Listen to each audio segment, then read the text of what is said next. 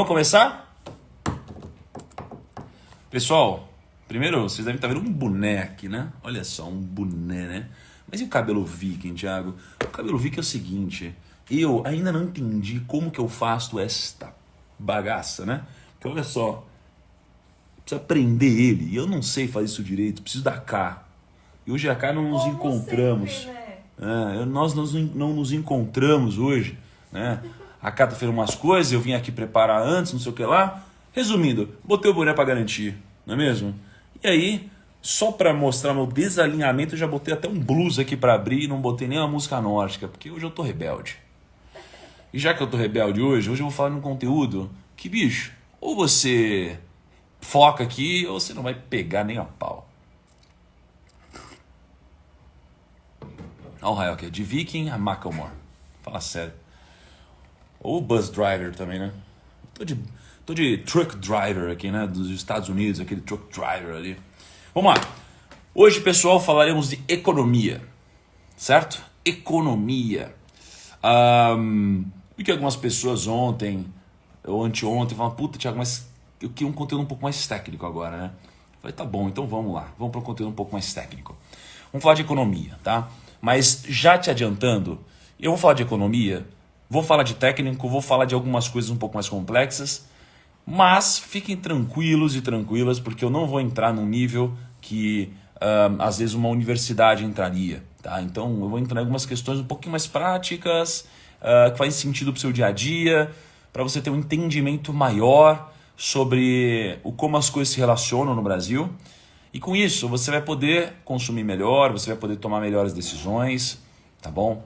Então, esteja comigo, preparado. Beleza? Vamos que vamos. Frase do dia. Se você acha o conhecimento caro, experimente a ignorância, não é? Puta frase clichê, não é? Clichêzinho do caramba. Mas olha só. Ó, pessoal, cadê o bracelete? O pessoal tá cobrando, hein? Ó, o pessoal acha que, ó... Caraca, o pessoal tá na auditoria aqui, né?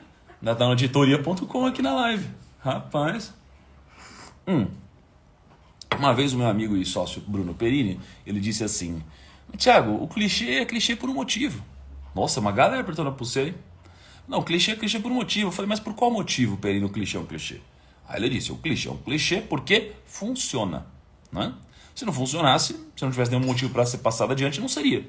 Né? Então é por isso que essa frase ela é passada como clichê. Se você acha conhecimento caro, experimente a ignorância. Então, no final das contas, a gente olha para alguém que não tem conhecimento e a gente repara na vida dessa pessoa o quanto muitas vezes custa caro ela não ter esse conhecimento. Né? Então, a falta de conhecimento muitas vezes te faz tomar decisões erradas, te faz pagar mais caro nas coisas. Né? Então imagina, né? Você pega aqui no condomínio, eu tenho um amigo aqui no condomínio, o Kaká. O Kaká, puta, ele só compra coisa barata, velho. O cara, ele faz uns negócios aqui com casa, com terreno, ele só compra coisa barata. Ele tem muito conhecimento nessa área, né? Ele só tem conhecimento nessa área. E aí, toda vez que o Kaká chega pra mim, ele fala, puta, Thiago, eu comprei aqui, ó. Eu comprei essa casa aqui, ó. Eu comprei um terreno aqui, Thiago. E aí ele fala, e eu falo, puta, Kaká, eu tô me sentindo idiota. Nossa, eu tô me sentindo idiota. E porque o Kaká chega, você paga, por exemplo, teve um terreno aqui no condomínio. Posso falar, né, amor, quanto a gente pagou? Não? Tá bom. Então tem um terreno aqui que a gente comprou no condomínio, pagamos um valor no terreno, aí o terreno subiu 50%. Beleza? Aí para arredondar, né? Para arredondar, vou usar um número fictício. Vamos supor que eu paguei, sei lá, R$1 milhão no terreno. E aí esse terreno, então, tá valendo 1.500.000, né? Aí chega o Kaká, chega e fala, nossa, Thiago, olha esse terreno que eu comprei e eu paguei aqui, ó, R$100 mil nele. Eu falo, quê? Quê? Você pagou quanto nessa porra? R$100 mil? Como? Ele falou, Thiago, mas aqui, porra, olha só. Eu peguei e fiz isso aqui, o terreno tava assim, não sei o que lá, cheguei ali, contatei o cara, ele papapá. Falou, porra, então, isso que é foda, né? Isso que é foda. Agora, claro, veio da noite pro dia? Não veio da noite pro dia. Demorou pra ter esse conhecimento, né? e experiência e tudo isso. E para mim, cara, eu não tenho esse conhecimento todo que ele tem sobre terrenos e etc. E aí eu pago mais caro, certo? Então é por isso que se você acha que o conhecimento é caro, né? Quanto que vale o conhecimento do Kaká? Porra, pra caceta, né? Só que quando a gente fala de conhecimento, falando da frase do dia, a gente geralmente tem dois preços a pagar. Isso daqui faz sentido pro assunto que eu vou entrar, economia, tá bom? Então olha lá. Primeiro, qual que é o preço que você paga? Primeiro é o dinheiro que você paga, né? Então você paga, o dinheiro num livro, num curso, numa faculdade, né? Você paga o dinheiro. Geralmente você paga dinheiro por alguma coisa. Mas por outro lado, você tem o tempo também. Então você paga o dinheiro e você paga o tempo para alguma coisa, né? E o tempo em forma de sacrifício. Então geralmente você tem que abrir mão de alguma coisa, né? Lembra que a gente falou de sacrifício? Então você busca conhecimento, você abre mão de uma festa, abre mão de tempo com a família, você abre mão de uma viagem, você sempre abre mão de alguma coisa, né? Ó o Brunet na área aí, cara, grande Brunet. O Brunet, ele mandou ontem pra mim, amor, uma mensagem com uma localização, que ele estava no local em que a gente se conheceu, acredita? Algarve, né? Algarve, né? Então é isso. Agora, vamos lá, vamos à etimologia da palavra economia. A etimologia da palavra economia. Economia é dividida em duas partes. Eco mais nomia, tá? Eco tem um significado, nomia tem outro significado. Então, quando você entende o significado da palavra, você vai olhar para a economia de outra forma. O que é economia para você, né? As pessoas geralmente pensam, economia é número, é economia, é inflação, é Selic, é PIB. Economia é isso, né? Economia, olha que legal, economia tem dois significados que constroem o significado da palavra, né? Eco significa oikos. Oikos significa casa, beleza? Então, eco significa casa. Eco significa casa. E o que significa nomia?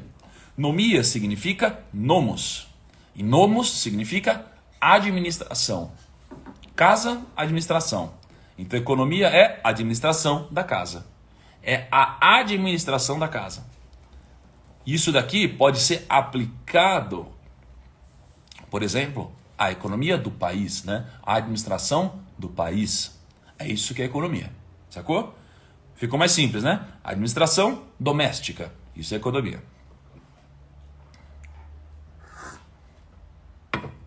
Belezura? Mas como que os economistas pensam?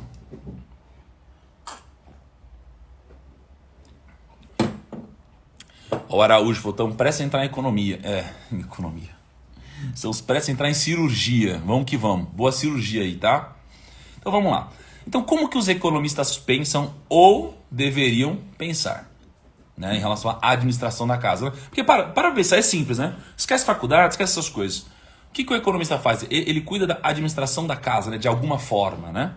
Aliás, desculpa, economista não, né? O que é economia? O economista faz outra coisa.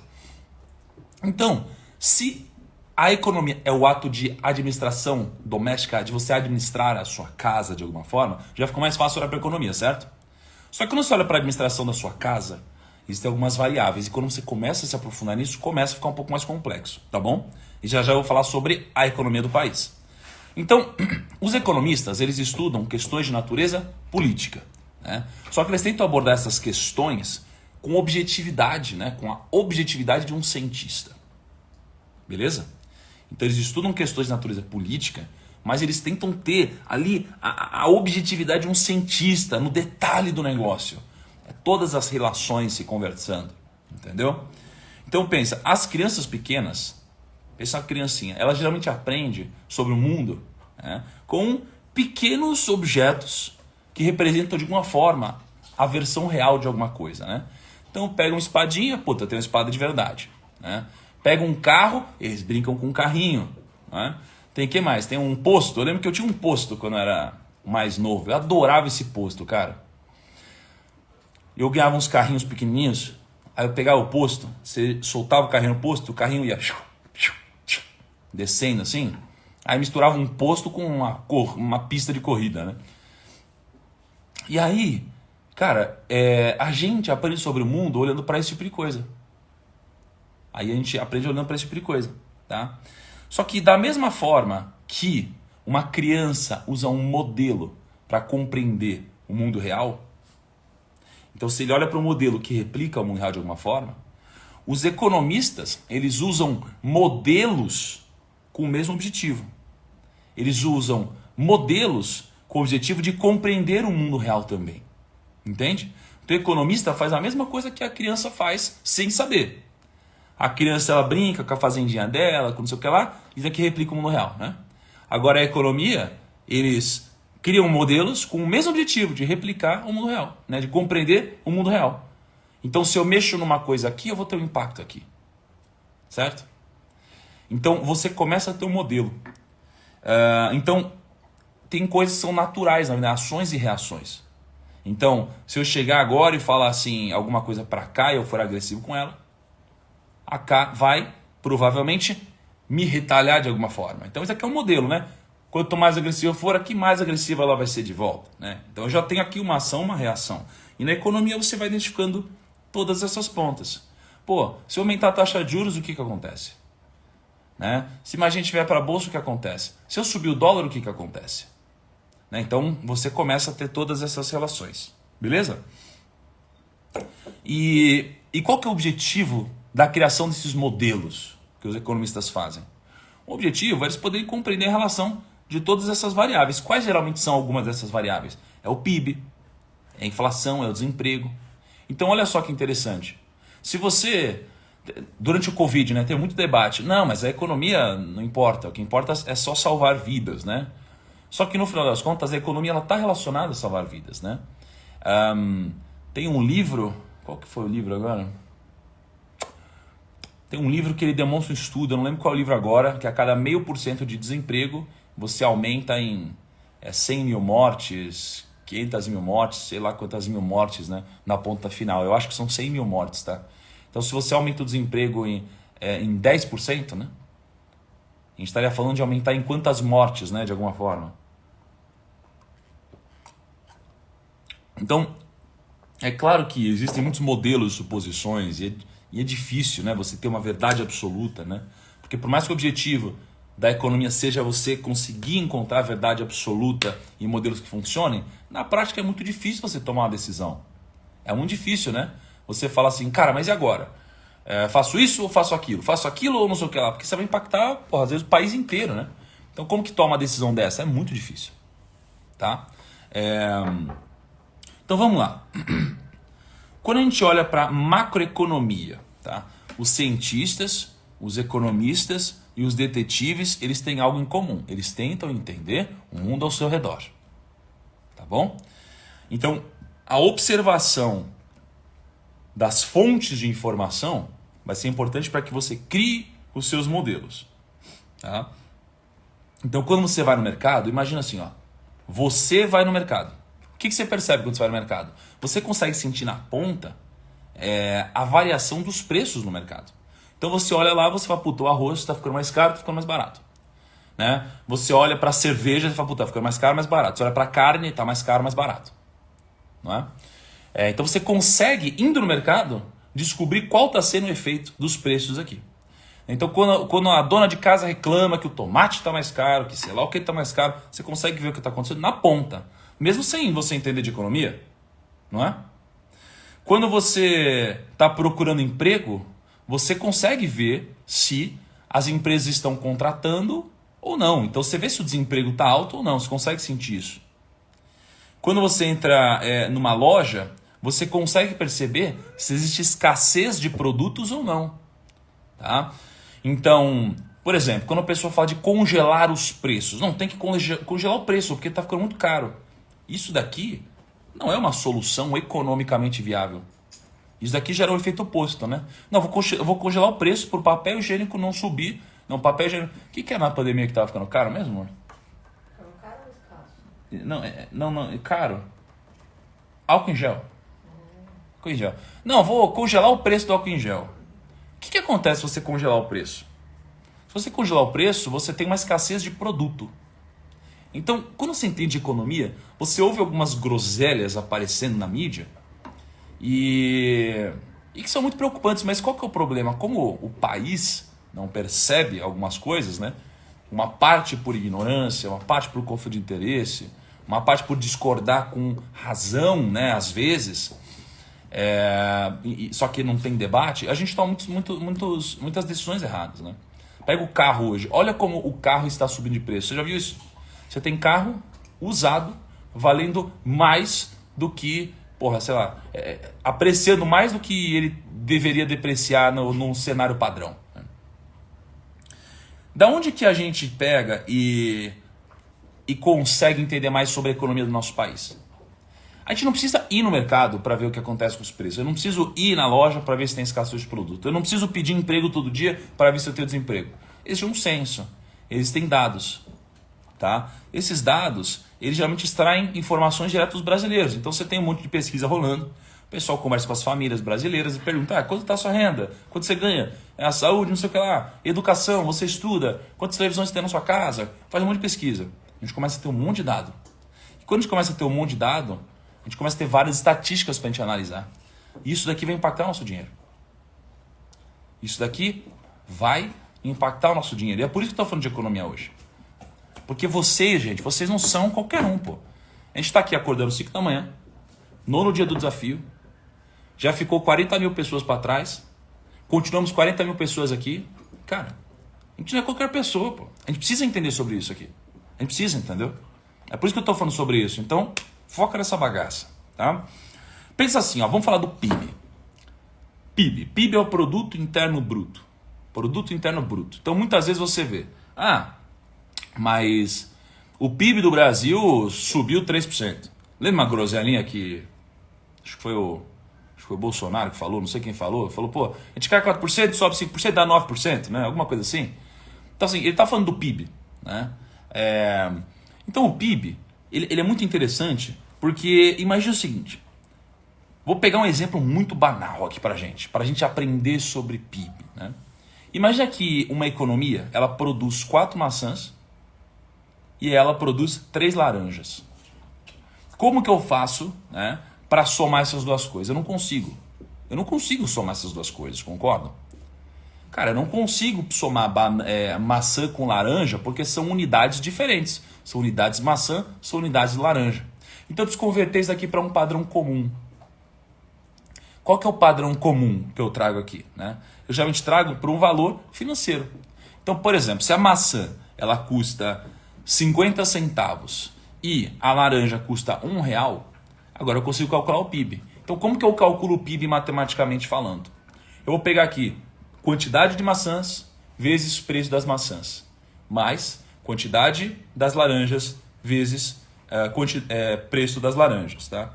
Então, se eu tenho 4 maçãs, cada maçã está 50 centavos, R$2. Laranja, se eu tenho 3 laranjas a R$1, dá R$3. Logo, qual que é o PIB aqui da economia? R$2 mais 3, logo o PIB é R$5. Sacou?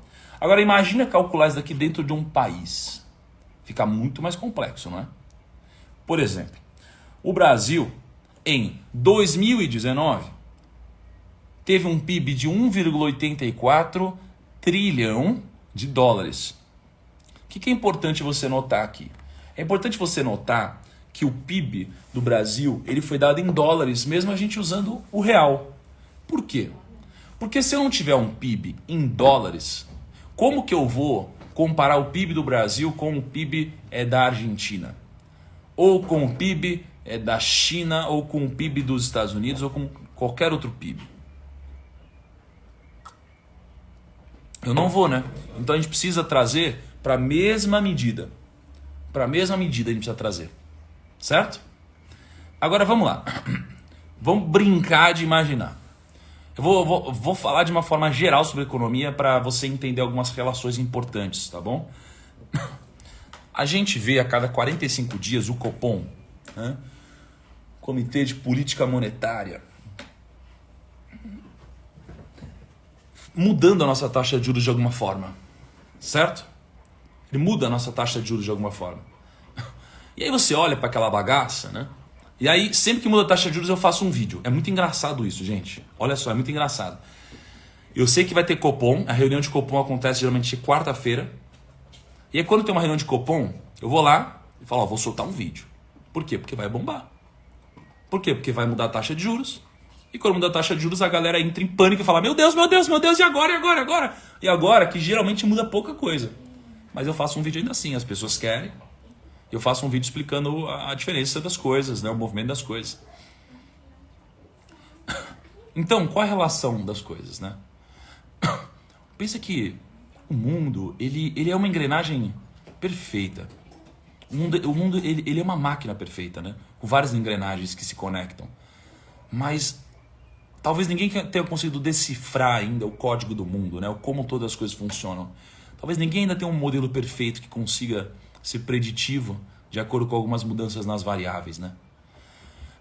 Então, quando o governo muda a taxa de juros, ele sobe, ele desce, né? Ele sobe, ele desce. Quando ele faz isso aqui, ele tem o objetivo de tentar colocar uma taxa de juros que ajude a regular a economia de alguma forma. É um instrumento que ele tem.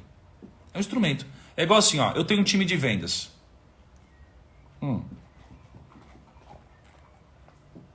Imagina, eu tenho um time de vendas, né? Pensa você tem uma empresa hoje, você trabalha na empresa, você tem um time de vendas. E está ao seu alcance colocar um incentivo para os seus vendedores, concorda? Se você chegar hoje e você falar assim, time de vendas, quem vender hoje... imagina, o seu time de vendas vende 5 vendas por dia. Se você falar, time, quem vender hoje 15 vendas, eu vou dar um carro de presente. O que você acha que vai acontecer? Cara, os vendedores vão fazer alguma coisa, bicho. Vão vender 15. Nem que eles mesmos comprem os 15. Não é? Eles não dão um jeito e vão vender 15, não é? Então, na economia, a gente tem vários mecanismos para ajustar esse tipo de coisa. Então, eu posso chegar e falar, não, eu vou baixar a taxa de juros para o pessoal consumir mais. Eu vou aumentar a taxa de juros, né, para eu reter mais dinheiro aqui comigo. Puta, inflação. Vou tentar mexer no câmbio, vou comprar dólar, vou vender dólar. Você tem uma série de mecanismos, são superpoderes ali que o governo tem, de alguma forma, né? E os economistas ficam o tempo todo tentando refletir sobre o que deveria ser feito, qual é o melhor caminho para fazer. Será que eu dou um carro de incentivo aqui para o meu vendedor vender 15 no dia? Essa é a parada. Então vamos pensar na taxa de juros. A taxa básica de juros, ela é uma taxa de juros em que basicamente ela é usada como parâmetro para tudo. Né?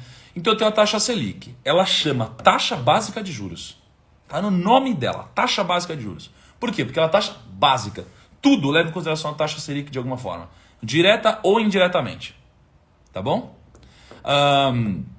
Então pensa, se você é o governo e você abaixa a taxa de juros, o que acontece? Pô, se você abaixa a taxa de juros, você está dizendo assim para a economia. Economia, eu baixei a taxa de juros. Aí você fala assim, sério? Então agora significa que se eu pegar um empréstimo, eu vou pagar menos juros? Significa então que o empréstimo que eu tenho, ele vai diminuir os juros? Então legal. Então eu vou pegar e vou começar a gastar mais dinheiro, porque agora eu pago menos. Então se eu pago menos, ó o Paulo Musi aí na área, precisamos conversar, hein, Paulo? Então você pega, e se você agora gasta menos em juros, você vai começar a comprar mais, velho. Porque, lembra que eu falei do Kaká? O Kaká ele manja de comprar terreno, né? Só que aí você pega umas casas muito grandes e tal, às vezes você fala, puta, até tenho dinheiro para comprar à vista. Mas a taxa de juros está tão baixa, que ao invés de comprar uma casa para investir, eu vou comprar 2. E eu vou financiar as 2, porque o juros está muito baixo. Então o que eu fiz? Eu movimentei mais a economia. Não é? Então eu movimento mais a economia. Porra, só que aí, se eu movimento mais a economia, agora tem 2 pessoas que venderam a casa que tem muito dinheiro. O que elas vão fazer? Elas vão agora gastar esse dinheiro em alguma coisa. Ou investir em algo produtivo. Então uma das pessoas que vendeu a casa fala, vou pegar esse dinheiro e vou investir. Aí começa a montar um monte de franquia. E começa a fazer o quê? Começa a contratar um monte de gente. E as pessoas são contratadas, elas estavam desempregadas. Mas agora elas têm dinheiro. O que elas fazem? Começam a consumir. Consumir aonde? Consome da padaria da esquina. No meu escritório tem lá embaixo um lugar que eu descobri ontem que eu não devia ter descoberto. Que tem um croissant. Puta que pariu. Aí, ó, o Paulo Musi vai ficar puto já. Eu descobri um lugar lá no meu escritório, embaixo que tem um croissant. Um croissant muito bom, velho. Então, o que o funcionário faz da franquia quando ele é empregado e começa a ganhar dinheiro? Ele pega esse dinheiro, né, e ele começa a consumir nesse lugar do croissant, na padoca da esquina. Começa a comprar roupa na lojas Renner, começa a comprar tênis lá na Fiverr, na Arezzo, começa a fazer pedido no iFood, pede não sei o que lá no Rappi, começa a tomar cerveja não sei o que lá. Então ele começa a gerar economia. Então olha como eu diminuir a taxa de juros faz a economia girar mais.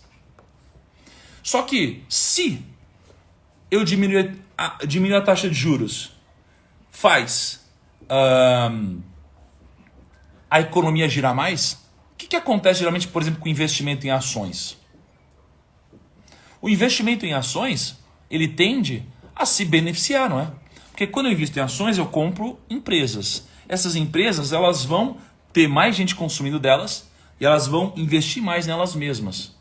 Porque ao mesmo tempo que eu tenho esse efeito que eu disse para vocês, do outro lado, a empresa vai pensar, porra, eu não tenho por que deixar meu dinheiro no banco, já que o banco paga tão pouco agora, então eu vou montar uma nova fábrica.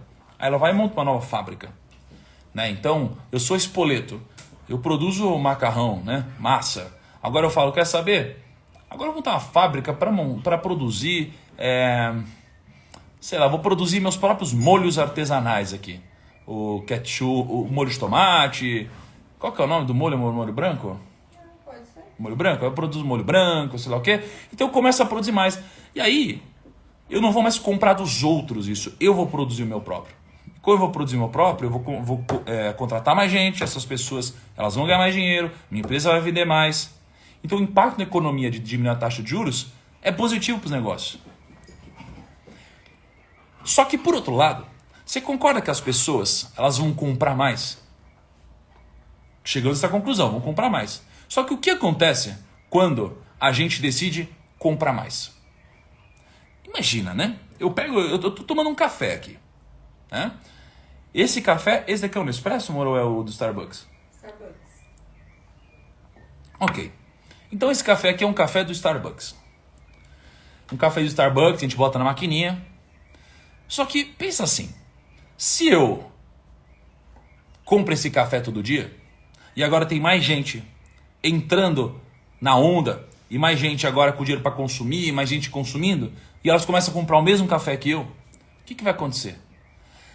A fábrica de cafezinho da Starbucks, ela vai olhar para isso daqui e vai falar, pô, olha lá, os caras estão comprando mais, vou produzir mais. Né? E aí a gente consome mais. Ela fala, vou produzir mais, a gente consome mais. Chega uma hora que ela fala, cara, ferrou, minha fábrica não dá conta de produzir. Esse é o máximo que eu consigo produzir agora. Até eu montar uma nova fábrica, eu vou demorar 1-2 anos. Eu vou demorar 1-2 anos para conseguir produzir mais. Então eu vou ter que aumentar o preço. Ela aumenta o preço. E aí ela vai e aumenta o preço do cafezinho. Quanto que a gente paga num cafezinho desse, amor? Acho que é a caixa 20? 22,50. A caixa. E quantos que vem na caixa? 10. Porra! Então a gente está pagando, vocês vê, né? Já estão pagando preço de ouro nisso.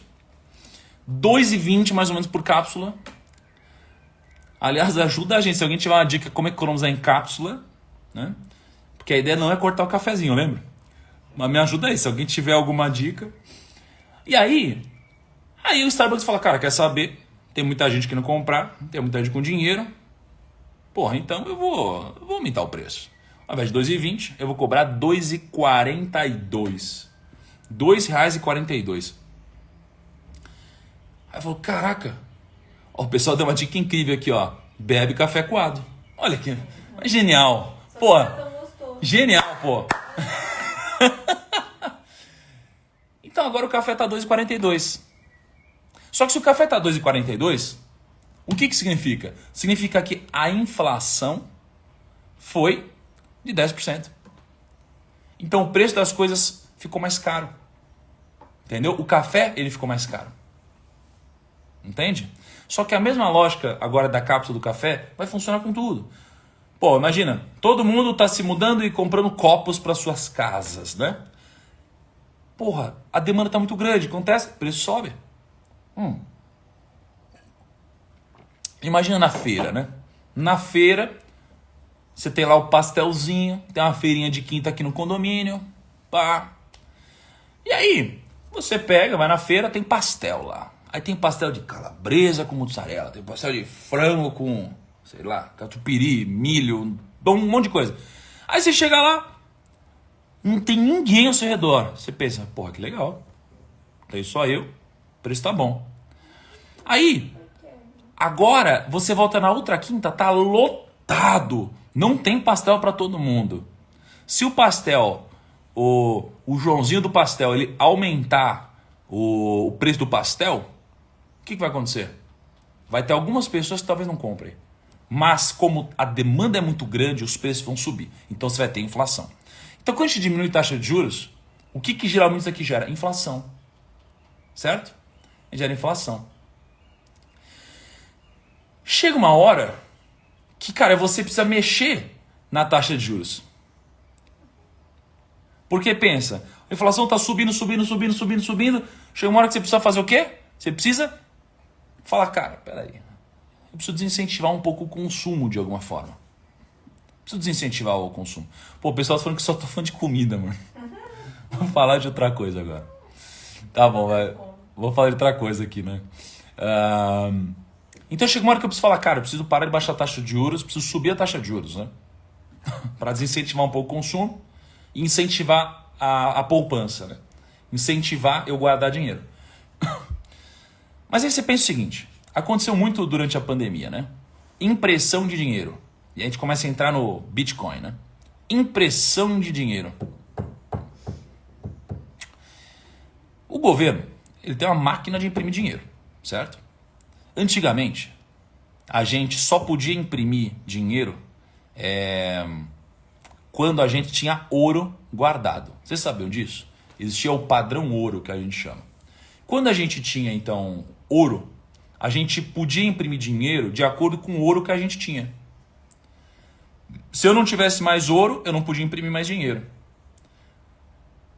Passou um tempo, né, e os Estados Unidos começou a mudar um pouco, né, esse padrão ouro ficou para trás. E agora, o que dá valor à moeda não é mais o ouro. O que dá valor à moeda é, ou seja, o lastro não é mais o ouro. O lastro é a confiança das pessoas.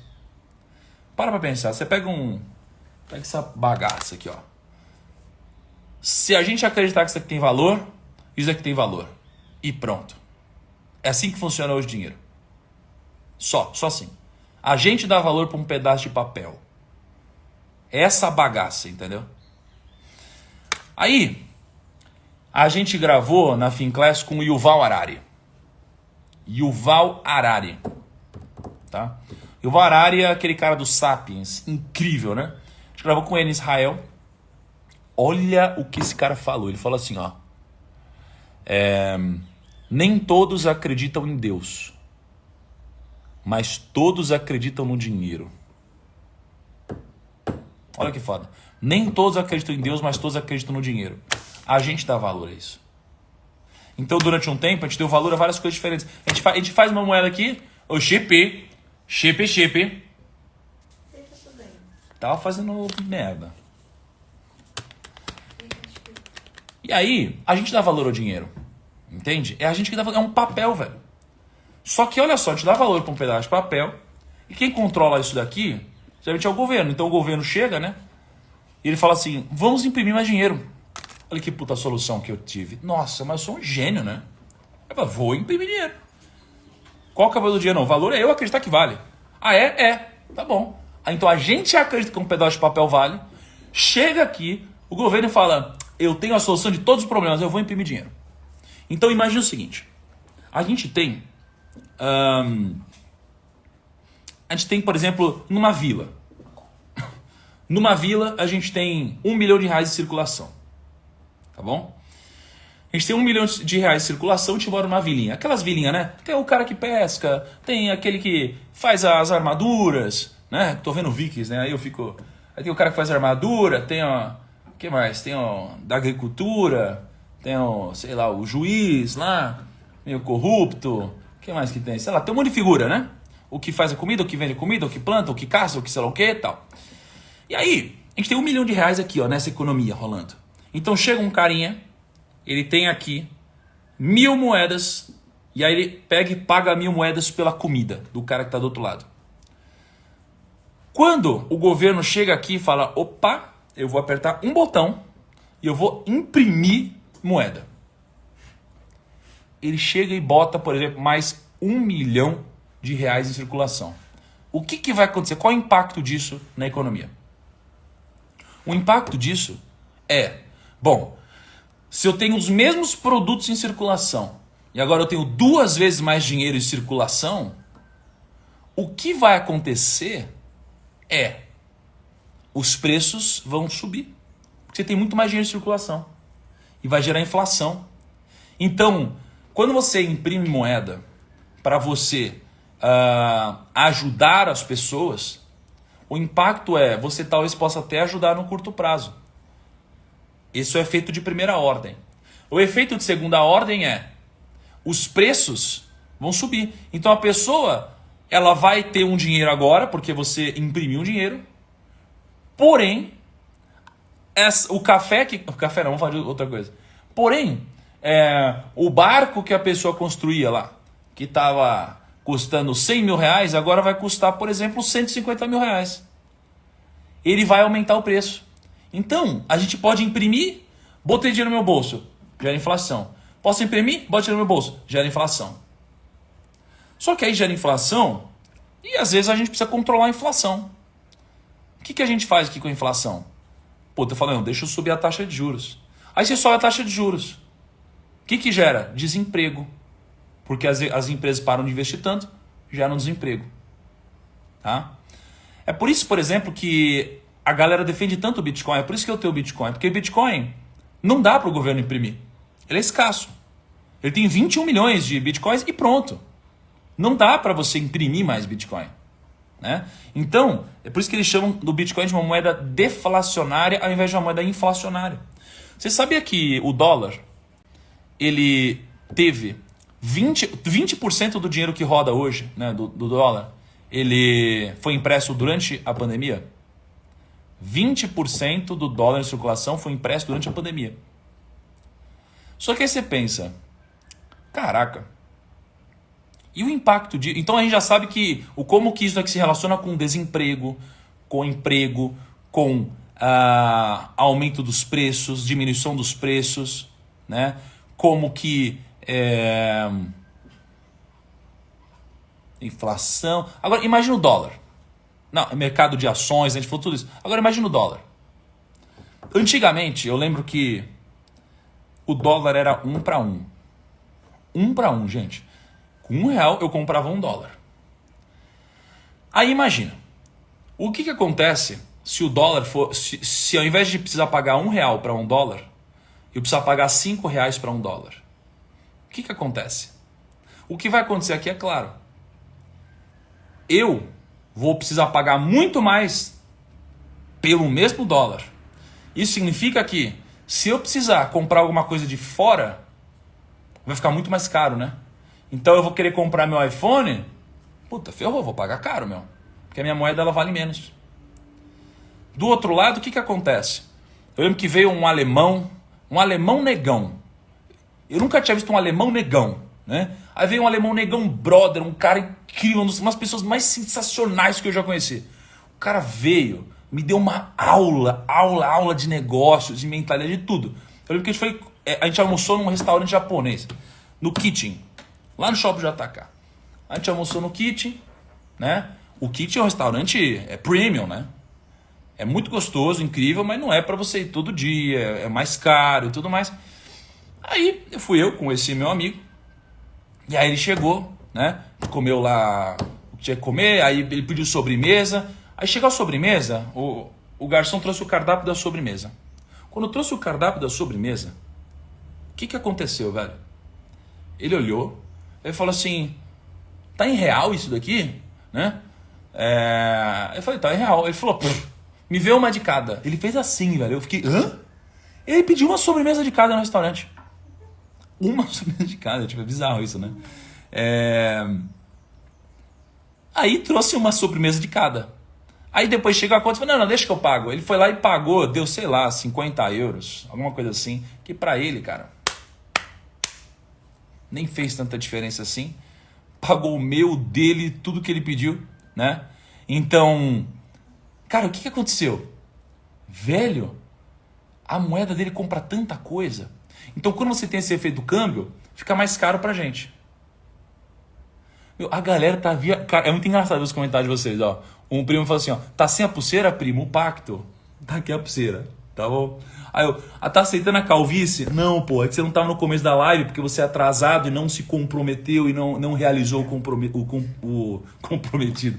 O combinado, então você não pegou minha explicação do porque eu tô de boné. Tá bom? Então, cara, você sacou? Aí você tem o dólar. Então, se o dólar baixar, o que vai acontecer? A gente vai viajar mais, então isso aqui vai beneficiar o turismo.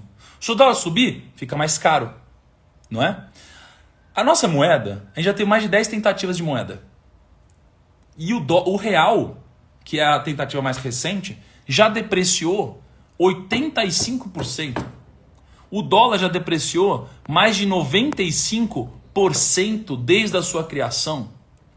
Cara, as moedas, elas são muito depreciadas. Por isso que um tema importante é reserva de valor. Eu provavelmente vou entrar nisso amanhã, nos outros dias. Reserva de valor. Porra. Reserva de valor é um tema incrível. Por quê? Porque, cara, o que não deprecia então? Dessa forma, né? É por isso que o Bitcoin tem essa característica, entendeu? É por isso que o Bitcoin tem essa característica, é por isso que ele é tão interessante, tá bom? E aí, o que favorece então? Se o dólar tá caro, puta, é difícil eu importar. Mas se eu quero beneficiar as exportações, fica mais barato para os outros comprarem da gente, não é? Então, se fica mais barato os outros comprarem da gente, eu posso usar como um artifício para eu exportar mais, mexer no câmbio. Mas tem que existir um equilíbrio, tá? Então a economia fica o tempo todo fazendo isso, gente. Então é o que eu falei para vocês, a gente mexe na taxa de juros, a gente mexe no câmbio de alguma forma, né? Só que não é tão simples mexer no câmbio, porque eu não posso falar agora é tanto, né? É difícil, né? Você fazer algo não artificial. Do outro lado você tem o compulsório. Compulsório é assim, o banco ele precisa deixar uma parte da grana com ele retida. Quando a gente aumenta o compulsório, o banco ele tem que deixar mais dinheiro retido. Então ele empresta menos. Quando a gente diminui o compulsório, o banco ele começa a emprestar mais dinheiro, então ele movimenta mais a economia. Então a gente tem todas essas variáveis que vão impactar de alguma forma interessante. Tá bom? Essa aula, pessoal, de economia que eu dei para vocês, é uma aula que eu acho que todas as pessoas tinham que ter no Brasil de alguma forma.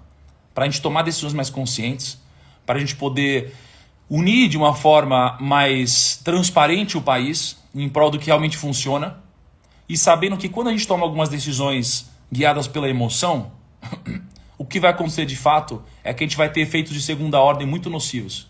E quando a gente tem pessoas que não sabem o que estão fazendo, e eu não estou falando às vezes de governantes, de político, não, estou falando às vezes de população, né, que cobre as coisas erradas, o que vai acontecer é que na ponta as pessoas vão nos representar errado. Sacou? E se isso acontecer, quem que vai se ferrar? A gente. É por isso que você vê as pessoas que têm dinheiro saindo do país. A gente tem muito problema para resolver aqui, é por isso que o empreendedorismo ele premia alto as pessoas que acertam.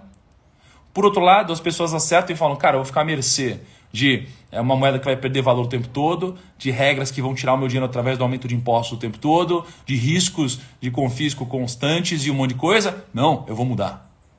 Eu vou mudar. É por isso que muita gente sai daqui. Aí as pessoas falam, porra, eu vou taxar grandes fortunas. Aí as pessoas com menos dinheiro falam, que legal, olha lá, vamos tirar dos ricos e dar para os pobres. É genuíno isso, eu entendo, é genuíno. As pessoas falam, não, vamos taxar quem tem mais para a gente poder ajudar o país. Eu entendo, é genuíno isso. Na prática, se você fizer isso, sabe o que acontece? As pessoas com grana saem do país. Qual que é o nome do brasileiro do Facebook? Qual que é o nome do brasileiro do Facebook, mano? Saverin. O Eduardo Saverin. Eduardo Saverin vendeu lá a posição do Facebook gigante dele, ficou bilionário caramba, não queria pagar o imposto. O que aconteceu? Mudou de país, recebeu em outro lugar. Né? No final das contas, o que vai acontecer é que a gente vai errar várias vezes. Então a gente fala de reduzir desigualdade. A gente tem que reduzir desigualdade. Economicamente, faz sentido reduzir desigualdade? Não faz sentido reduzir desigualdade. O que faz sentido é você reduzir pobreza. Então pensa assim, eu tenho aqui a Venezuela, tá? Se eu pegar as pessoas mais ricas da Venezuela e elas saírem da Venezuela, elas mudarem, vierem para o Brasil, eu vou ter reduzido a desigualdade. Certo? Eu vou ter reduzido a desigualdade. As pessoas mais ricas vão ter saído de lá, então o topo vai diminuir, a gente vai ter menos desigualdade. Mudou alguma coisa no país? Não mudou nada. Na verdade mudou, né? Para pior. Você tem menos dinheiro lá dentro, você tem menos negócio. Então as pessoas entendem que se você faz isso, você tira o incentivo e as pessoas vão tirar o dinheiro daqui. Não estou falando que é certo elas tirarem o dinheiro daqui. Mas é isso que vai acontecer, é um impacto, é um fato. É igual congelar preços, a gente vai ter escassez de produtos. Então, cara, por isso que é importante a gente entender de economia. Porque o importante é reduzir a pobreza, é isso que a gente precisa fazer. Tá? Então, gente, esse desafio tem o objetivo de tornar vocês pessoas que pensam também, que pensam com mais cabeça, que pensam com mais conteúdo, com mais técnica, com mais ferramenta, porque você precisa entender de economia para você viver melhor. Nem que seja a base que eu entreguei para vocês agora, para que vocês pensem da forma que vocês quiserem, com seus vieses. Mas o que eu falei é importante porque é factual. Tem questão de opinião e tem coisas que são factuais. O que eu falei é factual na economia, é como os mecanismos eles se relacionam, tá bom? E é por isso que a frase de hoje é tão importante. Se você acha que o conhecimento é caro, experimente a ignorância. Que país você quer construir para o futuro? Para o seu futuro, para os seus filhos? Se você for ignorante, você vai construir um país pior, velho.